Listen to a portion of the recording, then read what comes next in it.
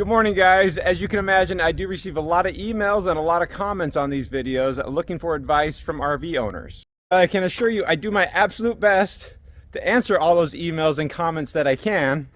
I can't get to all of them, so I thought I'd make a video about one of the most common questions I get. What are some of the most effective and worthwhile upgrades to do on an RV? And I came up with two, and both of them at the front door. Because how fun is it to RV if you can't get in the front door very easily? Now, most RVs will have a fold-away entry step just like that, and a tiny little assist handle right here to get in. That might be okay for some people, but for other people, that's quite an awkward grab handle. These little tiny plastic assist handles aren't usually mounted very well. And then not everybody can reach the height required to even grab this grab handle or grab it tightly. So my first recommendation would be to upgrade the entry door assist handle on any RV. And for me, the easiest recommendation is going to be standard Lend-A-Hand fold-away assist handle. Now, this is not a sponsored video by any means. This is just the tried and true Lend-A-Hand assist handle. There's a few different variations on this one, but there are other ones on the market. They have collapse straight down. You can pull them up and telescope them out and become more like a stair rail handle. Those are good too. These are just, they've been around for well over 25 years, so it's really easy to recommend these because they work. I think they're maybe $50 thereabout too. Now you could go a little bit different and get a decorative assist handle, like this acrylic and chrome one. However, this one's a lot more difficult to install, even though it doesn't seem like it should be.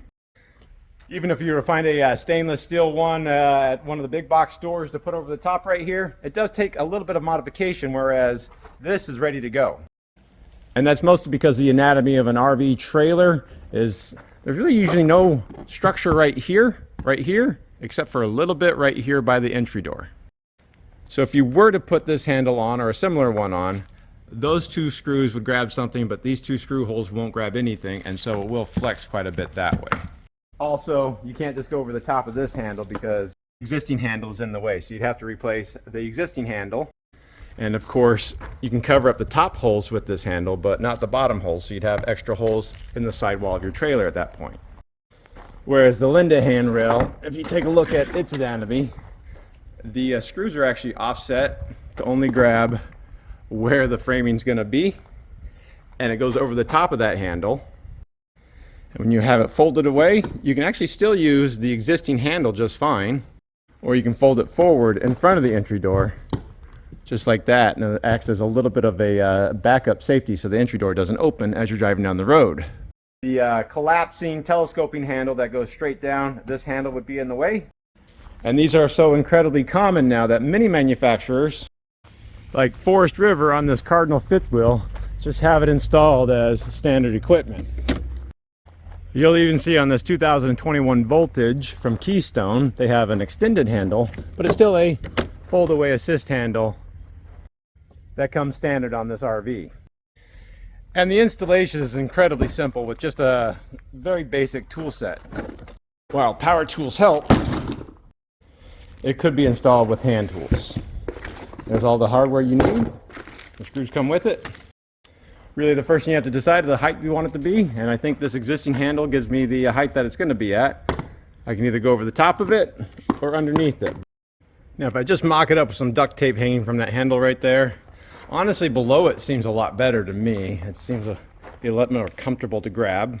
From the ground to the top of the handle at this point, it's just about 57 inches. But it's very accessible for anybody of any height. Now, I'm 6 foot tall, and that seems about the right height for me, especially coming back out again. So that's where I think I'd like it to be. If I were to go above that handle right there, that's 6 foot, just to the top of the handle right there. It's up. I mean, yeah, I can grab it there, but I don't know. Even coming out, that's pretty awkward, lifting up and go down. So I think underneath the handle is where I want it to be. Well, I guess it's fair to ask, why do I have to decide above or below? But I could just take the handle off. Yes, I could take the handle off, but like I said, then I'll have extra holes down here or up here that will then have to be covered. And I promise this was an easy install. And now with the handle where I know it wants to be, I just have it taped up there for now. I'm just going to take a pen or a pencil. I'm just going to mark on the wall those top 3 holes. Just the top 3. Don't worry about the bottom yet. I'll get this out of the way, and now you can see my 3 holes right there. So the first thing we need to do is just drill a pilot hole. Now these are about 1/4 inch lag screws. 3/16 is probably taking away too much material, so I'm just going to start with a 5/32 drill bit. So the next step is just to drill out those 3 holes. Definitely hit wood there. Definitely hit wood there. I'll be surprised if I hit anything here though. Oh, I hit some wood right there too. Now I'm just going to take a number 3 Phillips bit, and now just go ahead and put the first one in. Just like that. And I'm just going to put one more in right next to it, just to hold it in place. And now with the top bracket secured, I can mark the bottom ones. If I try to mark all of them at the same time, all too often this is up or down a little bit and it starts to jam that handle up for folding operation. So I like to mount the top and then the bottom. And now with those marked, we can go ahead and drill those out too. I'm going to go ahead and put 2 more test screws in.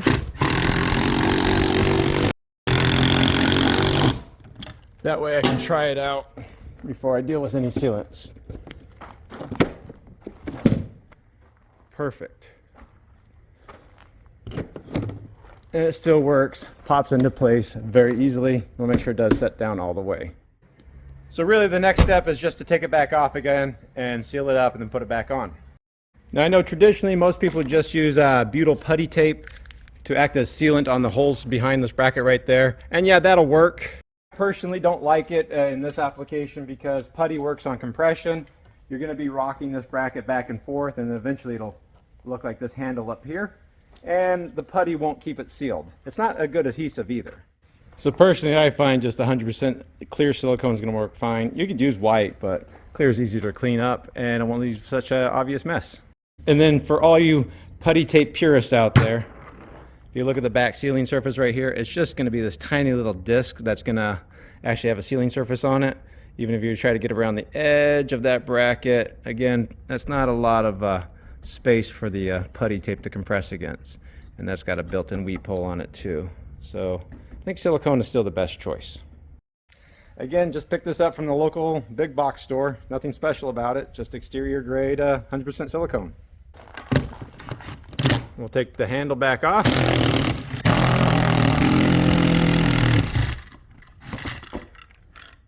And we'll just go ahead and put some clear silicone right in those holes, right along the side right there. Same thing down here. Have to question whether the putty's getting over it or not.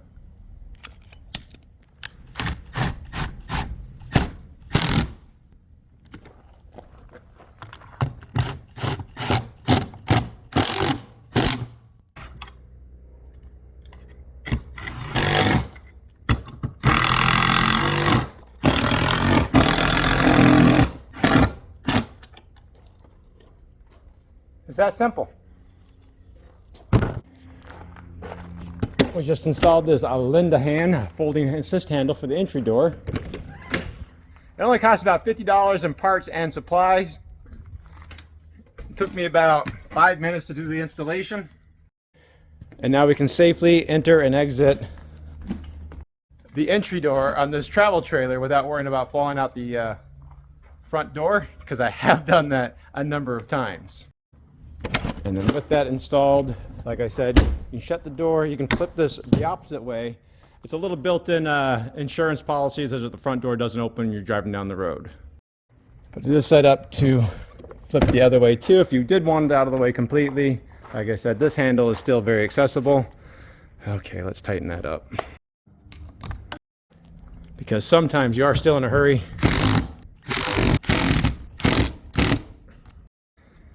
And this handle is good enough at a storage facility, or possibly in a parking lot where this handle still might be in the way. So there it is, the Linda Hand folding assist handle from Stromberg Carlson.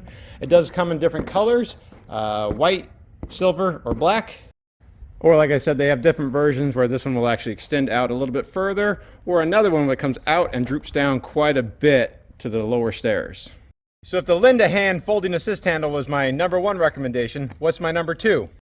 Now I've already pointed out on this voltage, they already installed this assist handle, and this has the extended handle on it. And you'll notice this is a toy hauler, and this front door is already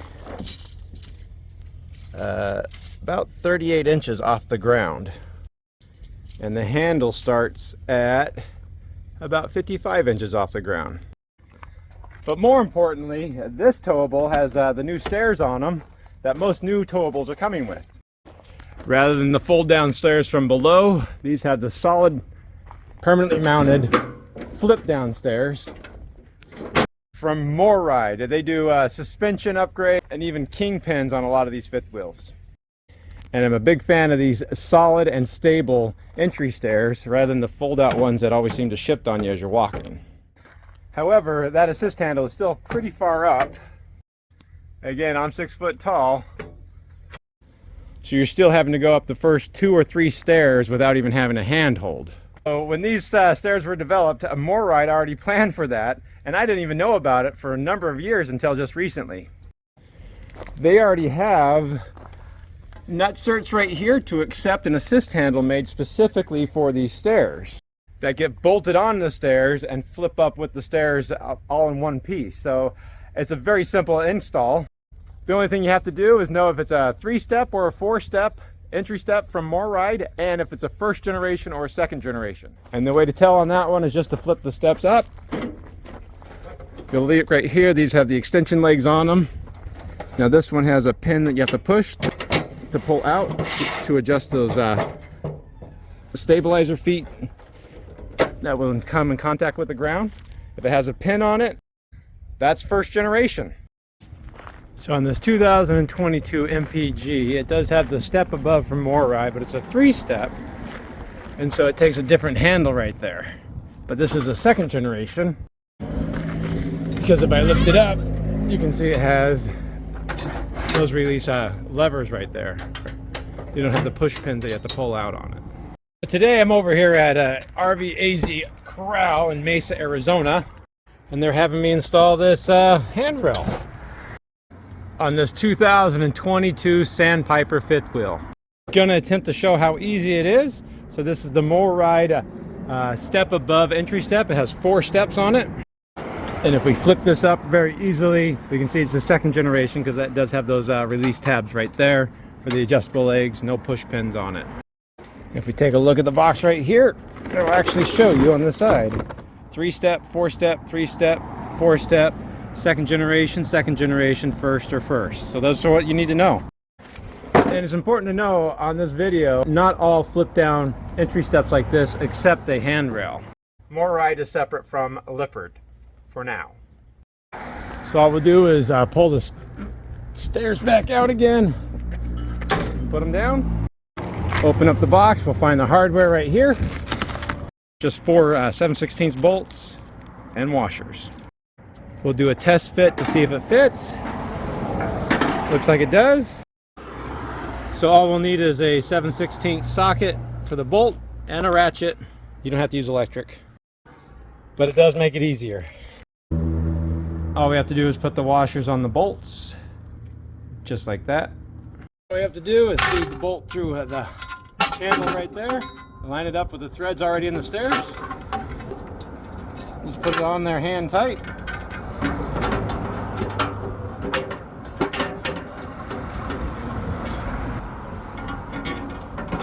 The 3rd one on there. Now we'll just get the last one started. Didn't have to stretch that or do anything. All I have to do now is tighten up the bolt.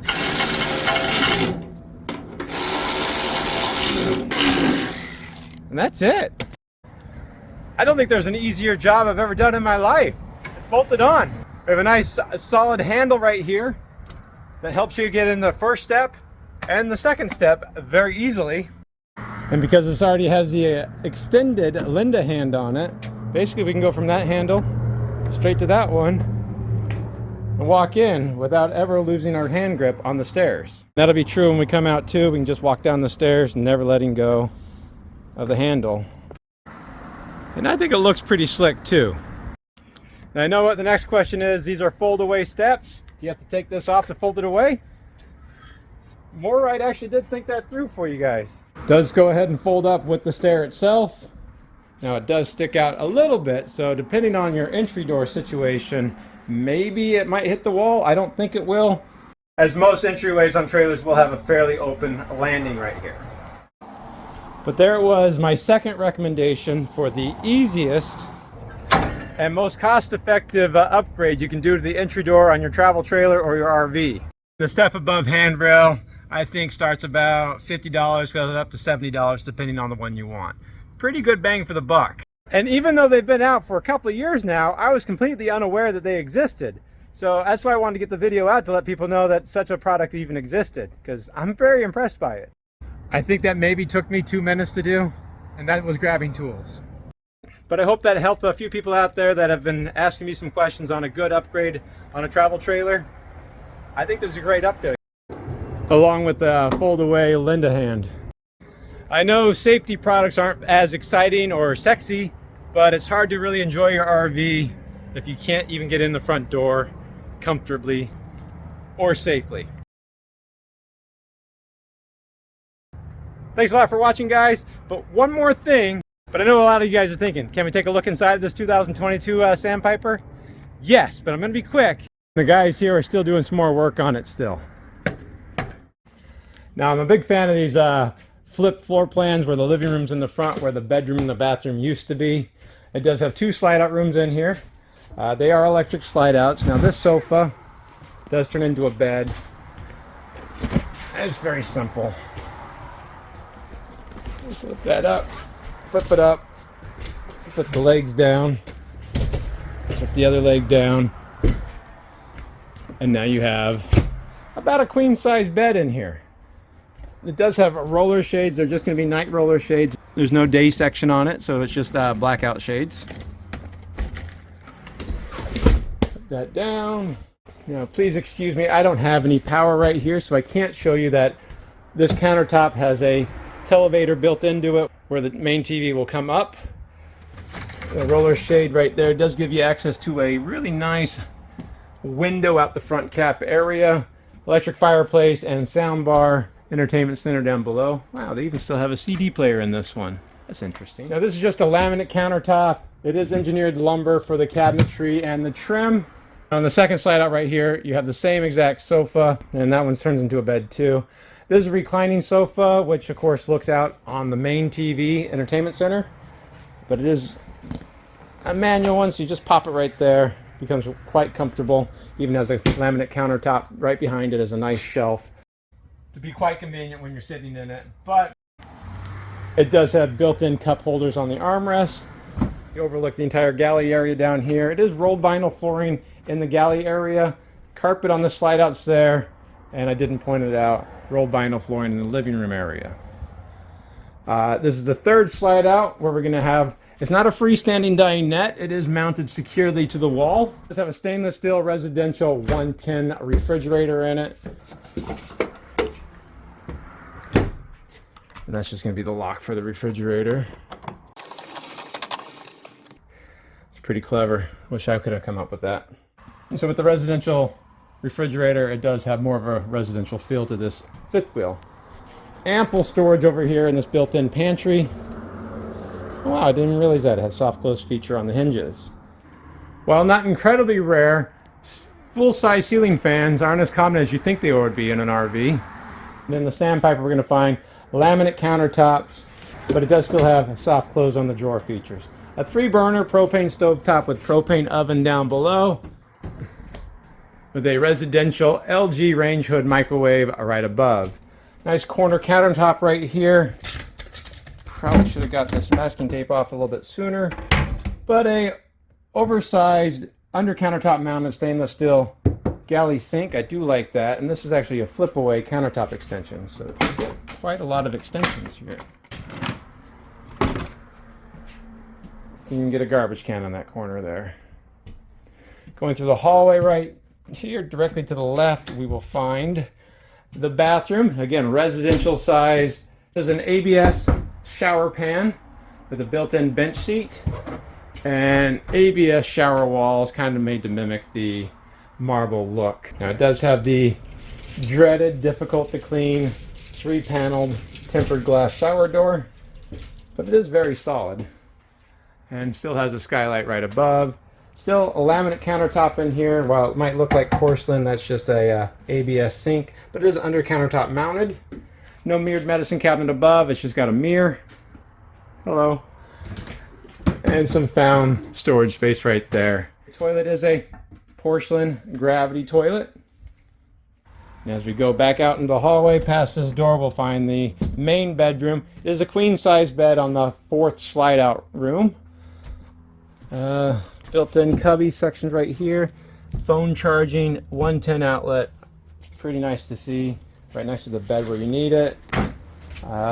Looks like the TV is meant to be installed right there. A nice vanity on top of the dresser space over here. And a rear looking window, which is always nice.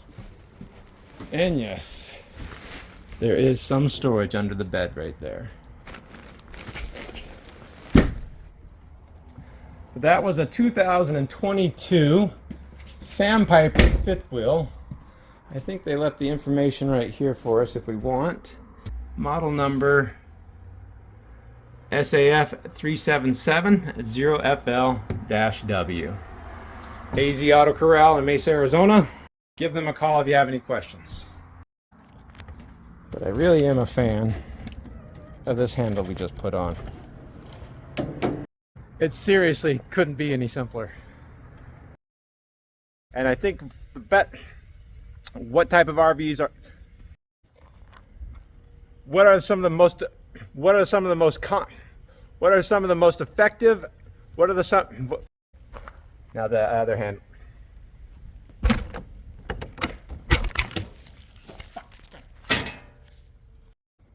So really, I'm just going to take a pin and mark the front.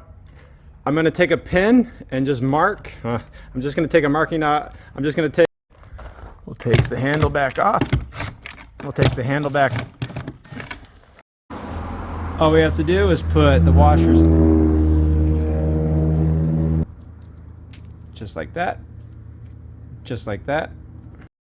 Made to mimic a marble stone look. The 3 dreaded it does have the dreaded 3-panel.